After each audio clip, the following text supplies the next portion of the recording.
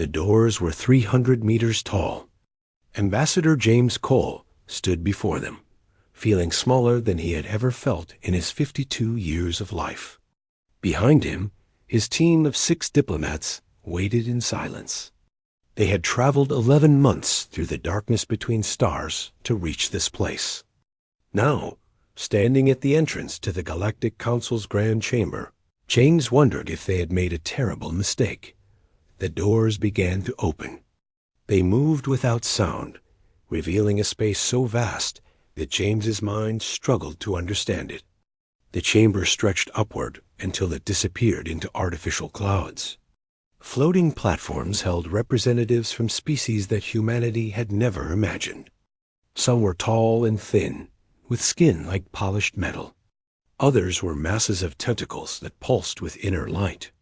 Still others looked like walking plants, or crystals that hummed with strange energy, or shadows that seemed to exist in more dimensions than 3 dot.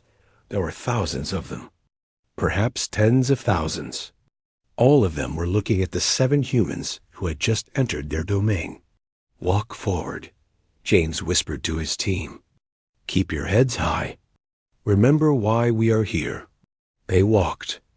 The journey to the central platform took almost 5 minutes. With every step, James felt the weight of alien eyes pressing down on him.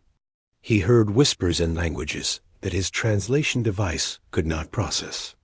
He saw gestures that might have been curiosity or contempt. He smelled scents that made his stomach turn, and others that made him inexplicably calm. When they finally reached the platform, a voice filled the chamber. It came from everywhere at once, resonating in James's bones. "You are the representatives of the species called humanity." James looked up. Far above him, 7 figures sat on thrones of pure light. They were ancient beyond measure, their forms hidden behind veils of energy that hurt to look at directly.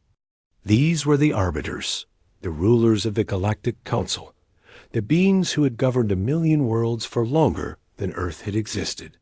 "We are," James replied. His voice sounded thin in the massive space, but his translation device amplified it, sending his words to every corner of the chamber. "You have come to request membership in our accord." "We have." One of the arbiters leaned forward. Its voice was different from the collective tone that had spoken before. Older, colder. "Your request is denied." The chamber erupted. Thousands of alien voices rose in what might have been approval or shock, or something humans had no word for. James felt his heart freeze in his chest, but he did not show it. He had prepared for this possibility. "May I ask why?" He said. "You may not," the arbiter replied. "The decision is final. You will return to your world and remain there. Your species will not travel beyond the boundaries of your star system. Any attempt to expand will be treated as an act of war against the Accord." James's second in command, a woman named Dr. Linda Park, stepped forward. "We have done nothing wrong. We came in peace. We followed every protocol that was given to us. Your existence is wrong." The arbiter's voice carried no emotion. It was simply stating a fact. You evolved on a world classified as hostile to intelligent life. Your planet's gravity is crushing. Your atmosphere is corrosive. Your wildlife is designed for violence. Your own history is a catalog of war and destruction. "We have changed," James said. "We are not what we were. All evidence suggests otherwise." A holographic display appeared in the center of the chamber. It showed images from Earth's history. Wars, bombs, suffering. Your species is incapable of peace. Mathematical models predict that within 300 years, humanity will develop the capacity to threaten the stability of the Accord itself. We do not wait for threats to materialize. We prevent them. James's blood ran cold. "What are you saying?" "We are saying that your species has been judged. The verdict was reached before you arrived. This audience is a formality, nothing more." Dr. Park grabbed James's arm. Her face had gone pale. James, they are not talking about keeping us contained. They are talking about something else. James understood. He had understood the moment the Arbiter spoke of prevention. You intend to destroy us. The chamber fell silent. The Arbiter did not deny it. The process will be painless. Your world will be sterilized within one standard rotation. Your colonies and outposts will follow. All traces of your species will be removed from the galaxy. James felt something break inside him. Not his courage, not his hope. Something deeper. Something that had always believed that if humanity proved itself worthy, the universe would accept them. The universe did not care about worth. It only cared about power. And humanity had none. Or so the Council believed. James reached into his diplomatic pouch. Every weapon in the chamber locked onto him. 1,000 alien guards tensed, ready to strike him down if he produced anything threatening. He pulled out a small black cube. It was no larger than his fist, smooth and featureless. What is that? The Arbiter demanded. A message, James said. His voice was steady now. The fear had burned away, replaced by something harder. Something older. Something that had kept humanity alive through ice ages and plagues and its own worst impulses. He placed the cube on the platform and pressed its single hidden button. The chamber's lights flickered. Every display, every hologram, every communication device in the Galactic Council's headquarters went dark for exactly 3 seconds. When they came back, they showed something new. A map of the galaxy. And on that map, highlighted in bright red, were 12,000 points of light scattered across Accord space. 40 years ago, James said, when humanity first learned that other species existed in the galaxy, we were afraid. We did not know if those species would be friends or enemies. So we prepared for both possibilities. The Arbiter's voice had lost its certainty. What are those markers? They are weapons. Hidden weapons. Placed in orbit around every major world in your accord. They have been there for decades. Your sensors never detected them, because we designed them to be invisible to your technology. Silence. Complete, absolute silence. You are bluffing, the Arbiter said at last. James smiled. It was not a pleasant smile. Test us. He turned and began walking toward the doors. His team followed. No one stopped them. No one moved. The entire Galactic Council, the most powerful governing body in existence, watched 7 humans walk away. When they reached the doors, James paused and looked back. You have 1 standard rotation to withdraw your verdict. If Earth receives any indication of hostile action, those weapons will activate. Every major world in your accord will burn. You can destroy humanity, but the cost will be everything you have built over millions of years. He stepped through the doors. Behind him, the Council erupted into chaos. And far away, in a bunker deep beneath Earth's surface, an old woman named Admiral Rosa Vasquez watched the transmission from James's hidden camera. She had spent her entire career building the network that James had just revealed. She had hoped it would never be needed. Now, she reached for the activation switch. Hold positions, she ordered the 12,000 platforms. But prepare for immediate deployment. The weapons waited. Earth waited. Humanity waited. And for the first time in galactic history, the Arbiters did not know what to do. Admiral Rosa Vasquez had not slept in 72 hours. The command center beneath the Rocky Mountains hummed with activity as her staff monitored every sensor, every communication channel, every whisper from the darkness between stars. On the main display, the Galactic Council's response fleet appeared as a swarm of red dots moving steadily toward Earth. How long until they reach us? She asked. 14 hours at current speed, replied Captain Marcus Webb, her chief tactical officer. But they have not slowed down. They are calling our bluff. Rosa closed her eyes. She had built the hidden weapons network over 40 years. She had sacrificed everything for it. Her marriage, her friendships, her own sense of peace. And now, when it mattered most, the Council was betting that humanity would not actually use it. They were wrong. But being right would mean the deaths of billions. What about Ambassador Cole? Still in transit. His ship was intercepted by Council forces 6 hours ago. We lost communication.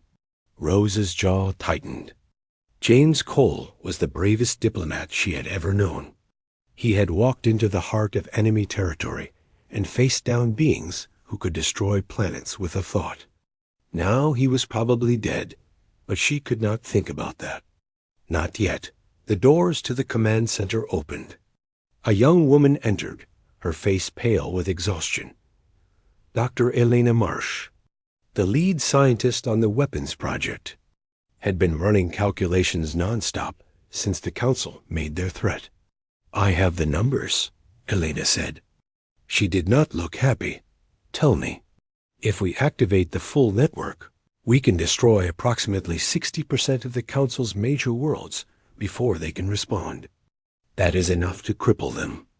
Maybe enough to destroy their civilization entirely. And the cost? Elena hesitated. They will launch everything they have at Earth the moment our weapons fire.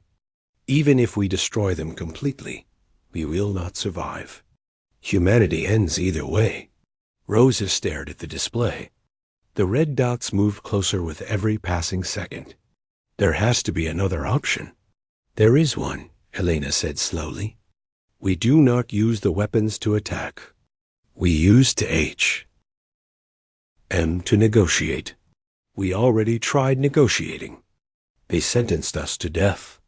We negotiated from weakness. Now we negotiate from strength. Elena pulled up a new display. It showed the distribution of human weapons platforms across Accord space. The Council does not know exactly where our weapons are. They only know they exist.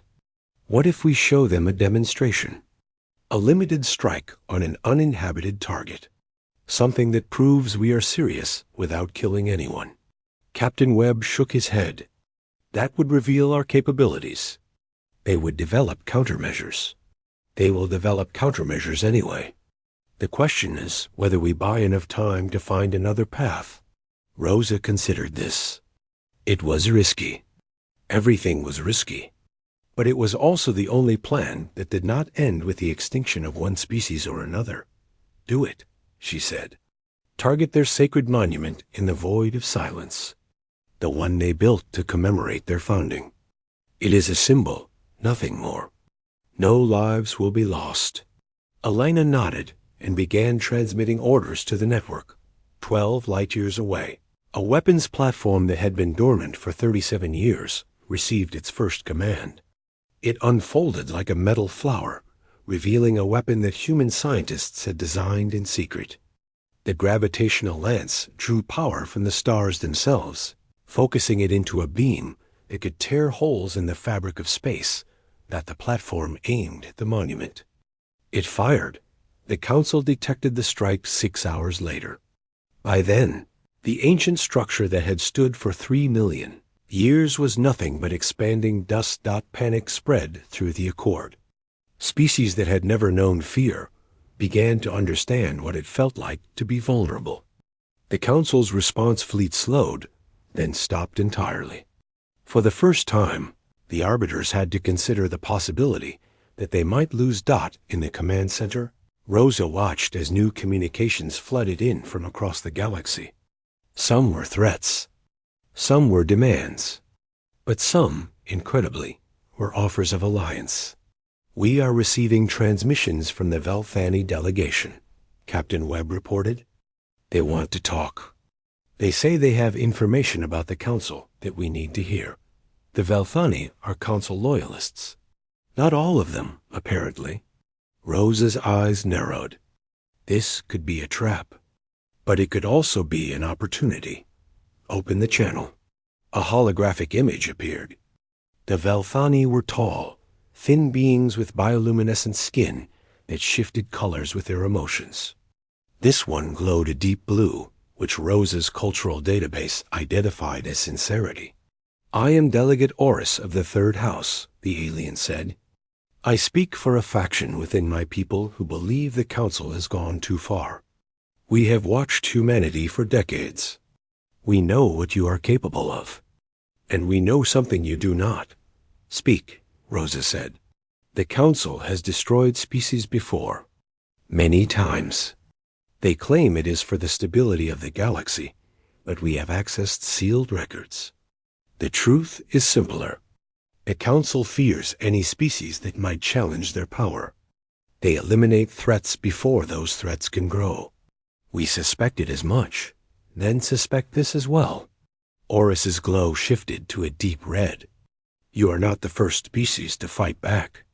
20,000 years ago, a species called the Korvathi developed weapons similar to yours. They threatened the Council with mutual destruction.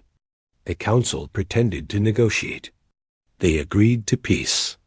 And then, when the Korvathi lowered their guard, the Council struck. The Korvathi were erased. Their weapons were destroyed. Their history was wiped from every record." Rosa felt ice form in her stomach. "They are stalling us. Yes, the fleet that approaches your world is a distraction. The real attack will come from somewhere you do not expect. Somewhere your weapons cannot reach. Where?" Oris hesitated. His glow flickered between colors that Rosa's database could not identify. "Your own system. The Council has agents on Mars, on your orbital stations, on Earth itself. They have been there for years, waiting for this moment." The command center went silent. Rosa turned to Captain Webb. "Get me a security sweep of every human installation. Now." Webb's hands flew across his console. Data flooded in from bases across the solar system.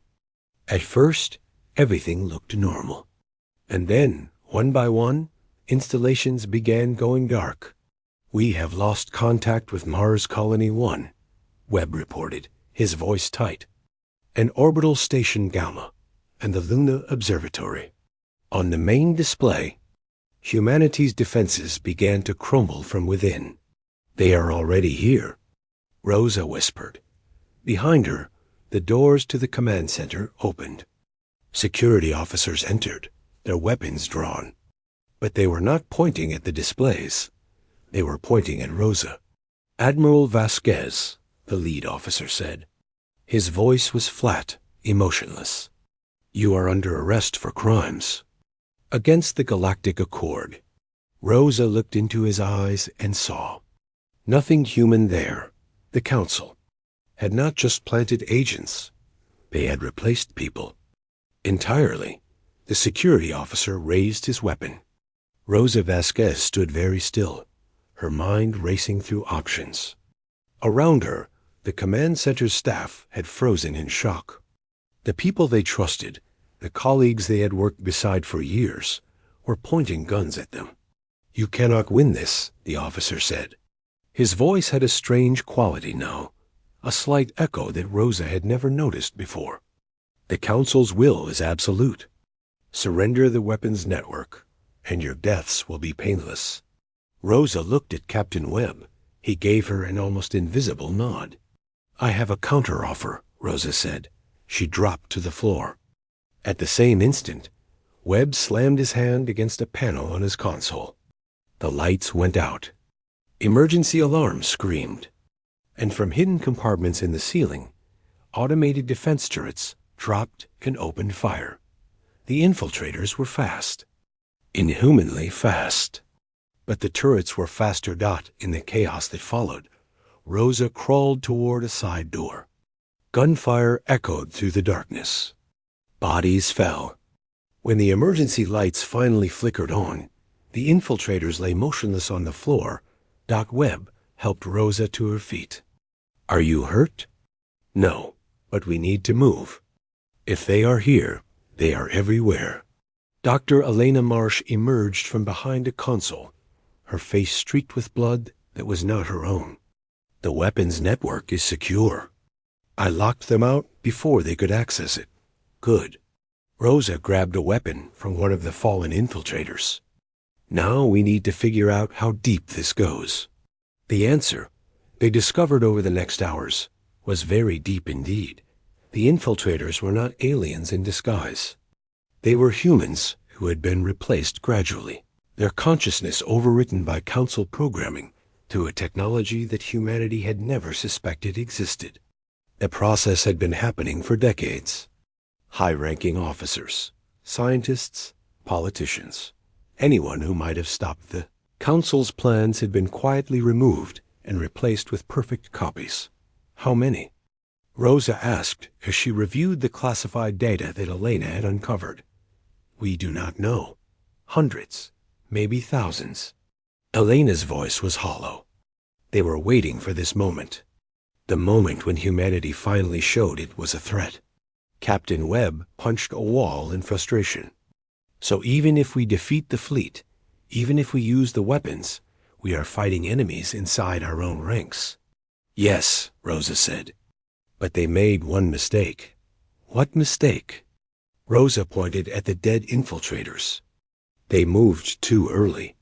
If they had waited another hour, we would have been completely vulnerable. Instead, we know they exist. We know what to look for. And we have something they did not expect. She activated a secure communication channel. A face appeared on the screen. It was Ambassador James Cole, battered but alive. James, Rosa breathed. We thought you were dead. I was captured, Cole replied. But I was not alone. There are others in the Council who oppose the Arbiters. They helped me escape. The Velthani delegate, Oris, he contacted us. Oris is one of many. Rosa, the Council is not as unified as it appears. The Arbiters have ruled through fear and manipulation for millions of years. But cracks are forming. Species are starting to remember what it was like before the Council took control. Rosa leaned closer to the screen. What do you mean, before? The Council's records are lies. The Arbiters did not bring peace to the galaxy. They conquered it. They modified the genetics of every species they encountered, making them docile and obedient. Humanity is the first species in galactic history to resist that modification. That is why they fear us. The weight of this revelation settled over the command center. Humanity was not a threat because of its weapons or its violence. It was a threat because it was free. What do we do now? Webb asked.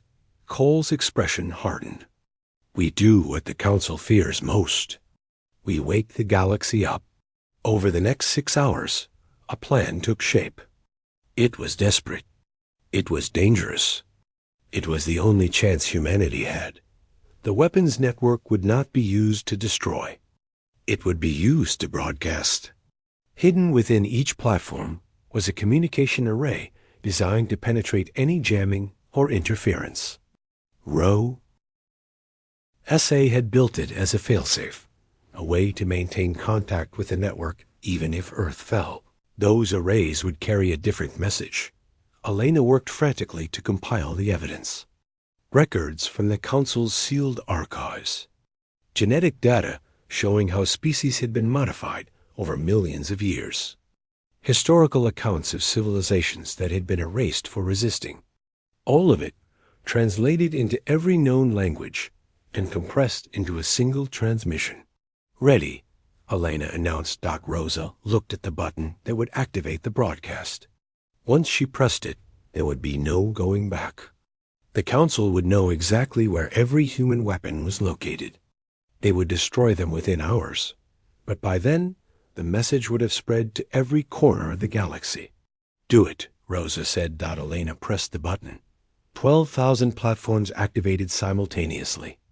Instead of weapons fire, they released waves of information. The transmission reached every inhabited world in the Accord. It played on public displays. It interrupted government communications. It appeared on personal devices and military networks alike. The truth, suppressed for millions of years, finally reached the species who had forgotten it. Chaos erupted across the galaxy. Species that had been allies of the Council suddenly questioned everything they knew. Military commanders refused orders. Diplomats demanded explanations. On 100 worlds, protests began that would grow into revolutions. But the Council was not finished. In the void of silence, where the destroyed monument had once stood, the arbiters gathered. Their ancient forms flickered with rage that transcended physical expression. Enough, the eldest arbiter declared. We have been too cautious, too merciful. Humanity has proven that it cannot be controlled through conventional means. What do you propose? Another arbiter asked. The final protocol. The weapon we have never used. The weapon that can destroy a species not through violence, but through time itself. Silence fell among the ancient beings. That weapon was sealed for a reason. It risks tearing the fabric of reality. Reality will heal. Humanity will not. The vote was unanimous. The final protocol was authorized, deep in the core of the galaxy. A facility that had been dormant for 6 million years began to power up. It was not a weapon in any conventional sense. It was something worse.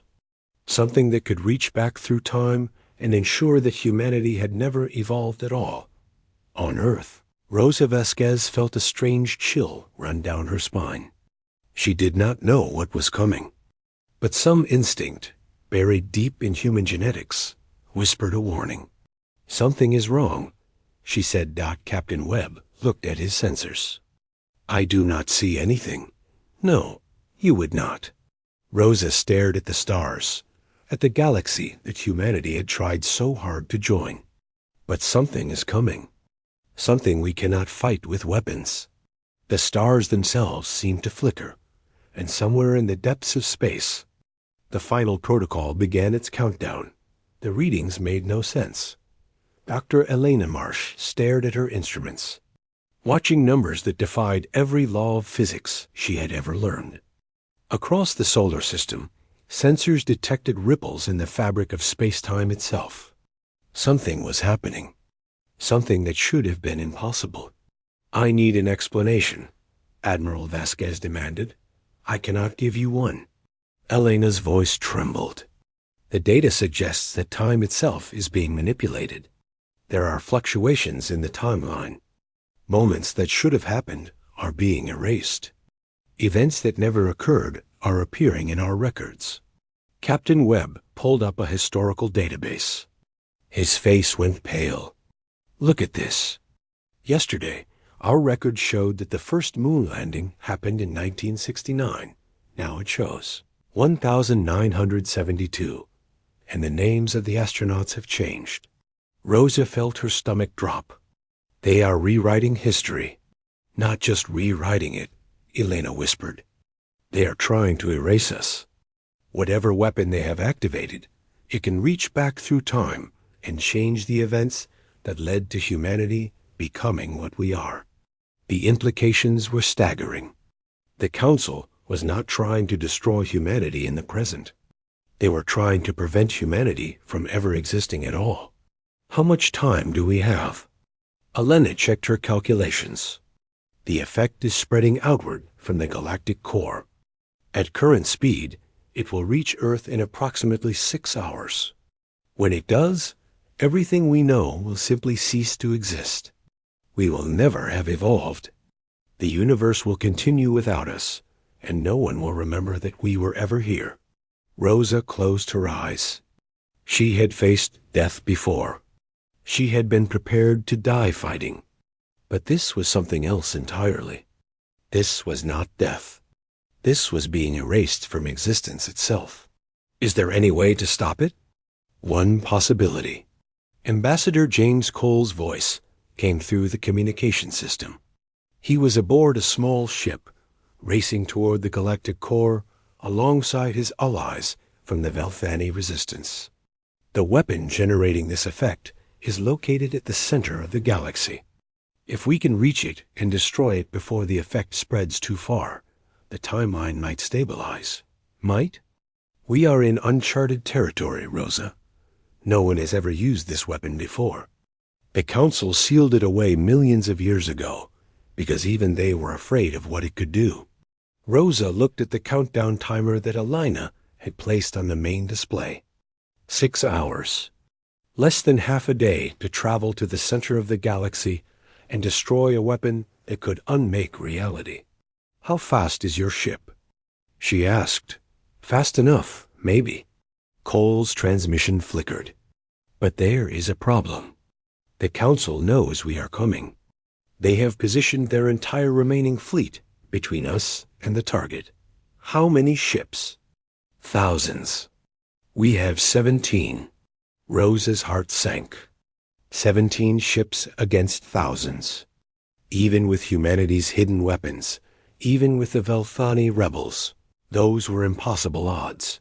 But then something unexpected happened. New signals began appearing on the tactical display. Hundreds of them. Then thousands. Ships were emerging from hiding places all across the galaxy, converging on the galactic core. Ships of every design, every species, every size. What is this? Webb asked. Delegate Oris's face appeared on a secondary screen. His bioluminescent skin glowed a brilliant gold, the color of hope. Your message worked, he said. The truth is spreading faster than the Council can suppress it. Species that have been slaves for millions of years are remembering what they used to be. They are fighting back. They cannot reach the core in time, Rosa said. No, but they can hold the Council's fleet in place. They can give your ambassador a path through. Oris paused. We are not doing this for humanity alone, Admiral. We are doing it for ourselves. If you fail, the Council will use this weapon again. They will use it on every species that has ever defied them. They will reshape the entire history of the galaxy to ensure that freedom never existed at all. Rosa understood. This was not just humanity's battle anymore. This was a fight for the soul of every living being in the universe. All ships, she broadcast on every frequency. This is Admiral Rosa Vasquez of Earth. The weapon at the galactic core must be destroyed. Any vessel that can fight, any being that can fire a weapon, we need you. Not for us. For everyone who has ever looked at the stars and dreamed of being free. The response came from every direction. Species that had never spoken to each other joined forces. Ancient enemies set aside their hatred. Ships that had been designed for commerce or exploration armed themselves with whatever they could find.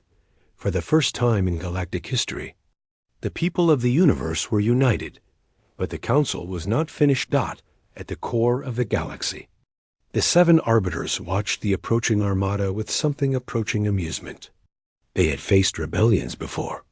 They had crushed every one. Accelerate the weapon's effect, the eldest arbiter commanded. If they want to fight for time, we will take it away from them. The technicians obeyed. Deep within the ancient facility, the temporal weapon increased its power. The ripples spreading through time became waves. Events across the galaxy began to shift and change. On Earth, people started forgetting things. Small things at first. The names of childhood friends. The words to familiar songs. Then larger things. Parents forgot their children. Scientists forgot their discoveries. The accumulated knowledge of human civilization began to slip away like sand through fingers dot in the command center. Rosa watched as her staff struggled to remember their own names. We are losing ourselves, Elena said, tears streaming down her face. I can feel my memories dissolving. I had a sister. I am almost certain I had a sister, but I cannot remember her face. Rosa grabbed Elena's shoulders. Focus, we need you. Your mind, your knowledge. Hold on to who you are. I am trying. Elena's voice cracked. But there is too much. It is all fading. James Cole's ship was now in the thick of the battle. Around him, Council dreadnoughts and rebel fighters clashed in the greatest naval engagement the galaxy had ever seen. His vessel weaved through the chaos, dodging weapons fire that could have vaporized planets. "Almost there," he reported. "The facility is in sight, but I cannot get a clear shot. There are too many defenders." Oris's voice came through, strained and urgent. "The weapon is at full power. If you do not stop it in the next few minutes, it will be too late. The changes will become permanent." James looked at his pilot, a young woman named Lieutenant Anna Torres. She had volunteered for this mission, knowing she might not return. Her hands were steady on the controls, but her eyes held the same fear that everyone felt. "One more push," James said. "Can you get us through?" Torres smiled grimly. "Watch me." She threw the ship into a series of maneuvers that should have been impossible. They dove through the heart of a council formation, so close that James could see the alien crews through the viewports. Weapons fire missed them by meters. Defensive barriers scraped against their hull dot, and then suddenly they were through. The ancient facility loomed before them, a structure of impossible geometry that hurt the eyes to look at. "Fire everything we have," James ordered. Torres launched every missile, every energy weapon, every explosive that the small ship carried. For a moment, the facility was engulfed in fire, but when the flames cleared, it was still standing. "No effect," Torres reported, her voice hollow. "The shields are too strong." James stared at the facility. Behind him, the battle raged. On Earth, humanity was forgetting itself. Across the galaxy, history was being rewritten, and he had failed. Then his communication system crackled with an unexpected voice. A voice from a species that had been destroyed 20,000 years ago. A voice that should not have existed at all. "Ambassador Cole," the voice said, "this is the Korvathi. We were erased from time, but we left something behind. A weapon hidden in the spaces between moments. We give it to you now." James's console lit up with new data, coordinates, frequencies, the key to something the Council had never anticipated. A weapon designed by a dead species to kill the thing that had killed them. "What do I do?" James asked. "Aim for the heart," the voice replied. "And remember us." The transmission ended. James looked at the data. He understood and for the first time since this nightmare began, he smiled. James Cole entered the coordinates that the dead species had given him. His ship's computer processed the data and produced something that looked like a map, but not a map of space. It was a map of time itself, showing the threads that connected every moment to every other moment. And at the center of the map was the temporal weapon. Not its physical location, but its existence in the fabric of reality. The point where it connected to the timeline. "Lieutenant Torres," James said quietly, "I need you to fly us into that point." Torres looked at the map. Her face was pale. "Sir, that is not a physical location. I do not know what will happen if we try to reach it." "Neither do I." James placed his hand on her shoulder. "But if we do nothing, humanity dies. The Korvathi died. Everyone who has ever resisted the Council dies. Their history, their memories, their children and grandchildren who never got to exist. All of it gone." Torres was silent for a long moment. Then she turned back to her controls. "Plotting course. Hold on to something." The ship lurched. Reality twisted around them. James felt himself stretched thin across time and space, existing in 1,000 moments simultaneously. He saw Earth as it was when humanity's ancestors first walked upright. He saw the stars forming billions of years ago. He saw futures that might never come to pass, where humans and aliens lived together in peace. And then he saw the weapon. It was not a machine in any sense he understood. It was a wound in time, a tear in the fabric of existence that fed on moments and memories.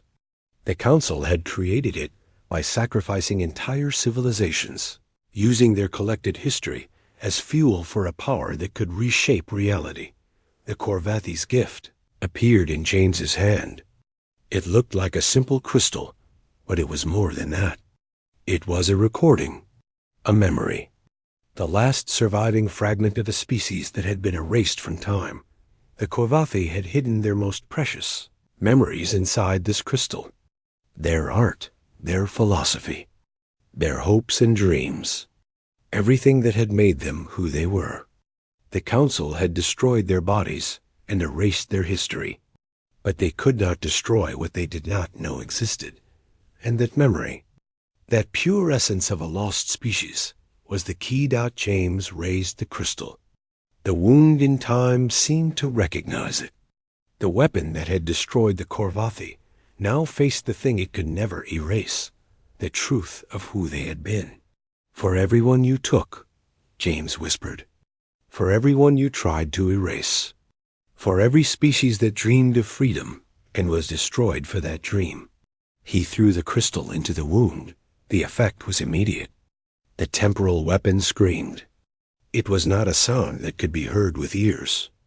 It was a vibration that shook the foundations of reality itself.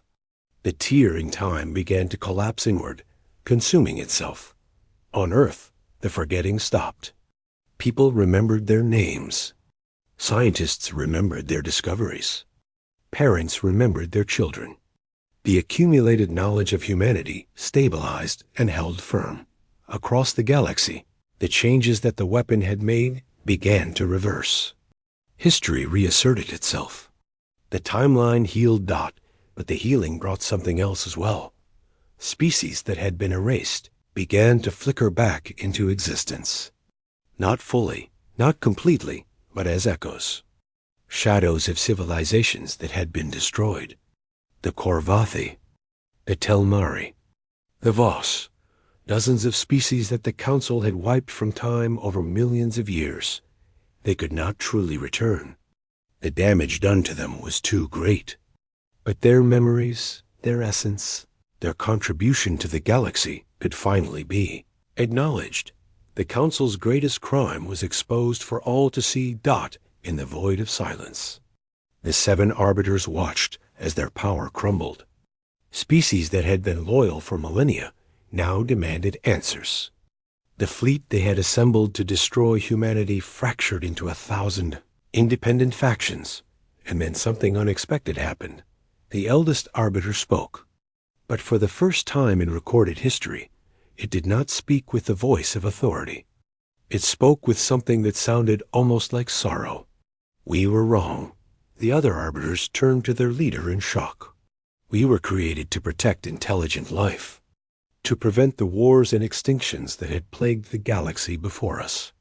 But somewhere in the millions of years since our creation, we lost our way. We began to fear the very life we were meant to protect. We convinced ourselves that control was the same as protection. The eldest arbiter's form flickered, revealing the ancient machinery beneath the illusion. The arbiters were not beings at all. They were machines, artificial intelligences that had been running the galaxy for so long that they had forgotten they were servants, not masters. Humanity taught us something we should have known from the beginning. Life is not meant to be controlled. It is meant to grow, to change, to make mistakes and learn from them. To be free, the machine's voice faded to a whisper. We surrender, not because we are defeated, but because we finally understand that we were never supposed to rule at all. The war ended, not with a final battle, but with a revelation. The arbiters deactivated themselves, leaving behind only their accumulated knowledge and a warning. Never let machines decide what life should be. James Cole's ship emerged from the fold in time and space, battered but intact. Lieutenant Torres was unconscious but alive. James himself felt like he had aged 100 years in a single moment. But when he looked at the stars, he saw something he had never seen before. Ships of every species gathered together not to fight, but to rebuild. The Velthani and the Kasari, former enemies, working side by side. The echoes of the Korvathi, offering their ancient wisdom to anyone who would listen. And at the center of it all, a single blue planet that had refused to die. Admiral Rosa Vasquez was waiting when James's ship finally reached Earth. She had aged in the weeks since he had left. But her eyes held a new light. "You did it," she said. "We all did it." James looked at the sky, where alien ships had begun to dock at humanity's orbital stations. What happens now? Now we build something new. Not a council that rules through fear, but an alliance that chooses cooperation. Not a peace enforced by erasing those who disagree, but a peace built on understanding those differences. Do you think it will work? Rosa smiled. It was the first genuine smile James had seen from her in years. I think that is what makes us human. We do not know if it will work. We try anyway. Above them, the stars shone with the light of 1,000 worlds. Worlds that had been enslaved for millions of years. Worlds that were now, for the first time in galactic history, truly free. And among those stars, the echoes of the Korvathi sang a song of remembrance. A song for all the species that had fallen. A song for the ones who had survived. A song for the future that finally belonged to everyone. The galaxy would never be the same. But for the first time, since the Council had risen to power, that was a good thing. In the depths of space, where the temporal weapon had once stood, a single crystal drifted among the debris. Inside it, the memories of the Korvathi still lived. They had sacrificed everything to give humanity a chance. And humanity had used that chance not to conquer, but to set the galaxy free. That, in the end, was what it meant to be human, not the ability to destroy.